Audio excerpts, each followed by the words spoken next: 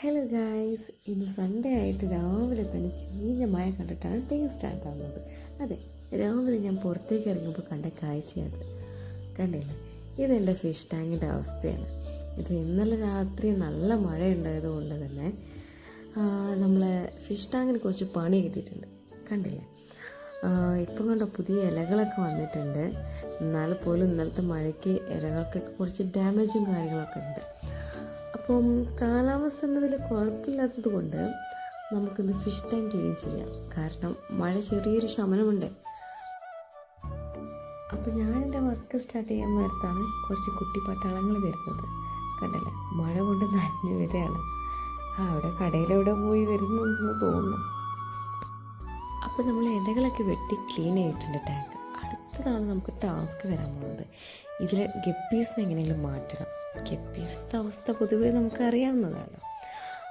ഞാനിത് ആദ്യം തുടങ്ങിയതെന്ന് വെച്ചാൽ ഒരു താമരേൻ്റെ ഒരു ടാങ്കാണ് ഉദ്ദേശിച്ചത്, താമര വളരാൻ വേണ്ടിയിട്ട്. അപ്പോൾ താമരയിൽ കുറേ നേരം വെള്ളമൊക്കെ നിൽക്കുന്നതുകൊണ്ട് തന്നെ കൊതുക് മുട്ടടാൻ നല്ല ചാൻസ് ഉണ്ട്. അപ്പോൾ ഞാൻ എന്ത് ചെയ്തു, ഷോപ്പിൽ പോയിട്ട് 2 ഗപ്പീസിനെ മേടിച്ചു. ആ ഒരു ഗപ്പീസ് ആണ് ഇത്രയ്ക്കും മക്കളും കാര്യങ്ങളൊക്കെ ഉണ്ടാവാൻ കാരണം. പിന്നെ ഒരു ജീവനല്ലേ വളർന്നോട്ടേന്ന് ഞാനും വിചാരിച്ചു. നമുക്കൊരു ബുദ്ധിമുട്ടുമില്ല, അവർക്കൊരു ബുദ്ധിമുട്ടുമില്ല. അപ്പോൾ നമ്മൾ ടാങ്കിൻ്റെ സൈഡ് കാര്യങ്ങളൊക്കെ നന്നായിട്ട് ക്ലീൻ ചെയ്ത് വെക്കുന്നുണ്ട്. ഞാനത് ക്ലീൻ ചെയ്തിട്ട് കുറേ കാലമായിട്ടുണ്ട്. അപ്പോൾ നന്നായിട്ട് കറയൊക്കെ സൈഡിലുണ്ട്. അപ്പോൾ അതൊക്കെ ഒന്ന് ക്ലീൻ ചെയ്ത് കൊടുക്കുകയാണ്.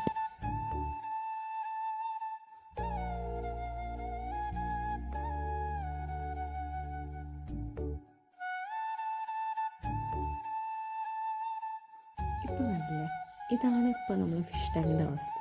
താഴെ കുറേ താമരേൻ്റെ തണ്ടും കാര്യങ്ങളൊക്കെ ഉണ്ട്. അപ്പോൾ അതൊക്കെ ഞാൻ ചെറുതായിട്ട് കട്ട് ചെയ്യുക.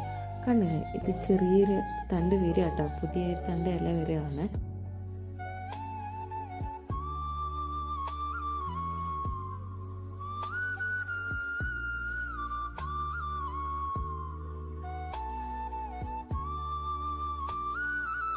അപ്പോൾ നമ്മുടെ ഫിഷ് ടാങ്ക് നല്ല രീതിയിൽ ക്ലീൻ ആയിട്ടുണ്ട്.